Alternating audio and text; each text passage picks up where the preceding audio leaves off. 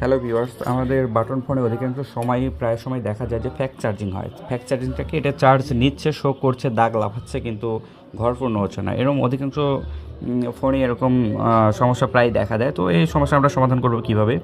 তো fact charging হয় মূলত এই যে চার্জিং পিনটা দেখা যাচ্ছে, চার্জিং পিনের লুজ কানেকশন বা কোনো ময়লা বা কোনো ধরনের হলে, এখানে লাইন মিসিং থাকলে এখানে ফ্যাক্ট চার্জিং দেখা দেয়।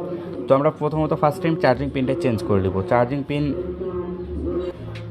পিনটা চেঞ্জ করব। চার্জিং পিন চেঞ্জ করার পরেও যদি দেখা যায় যে ফ্যাক্ট চার্জিং নিচ্ছে বা ঘর পূর্ণ হচ্ছে না, লোড নিচ্ছে না, সেক্ষেত্রে আমরা কী করব? সেক্ষেত্রে আমরা সরাসরি চার্জিং আইসিটি চেঞ্জ করব বা চার্জিং আইসিটি আপনার সোল্ডিং করে দেবো।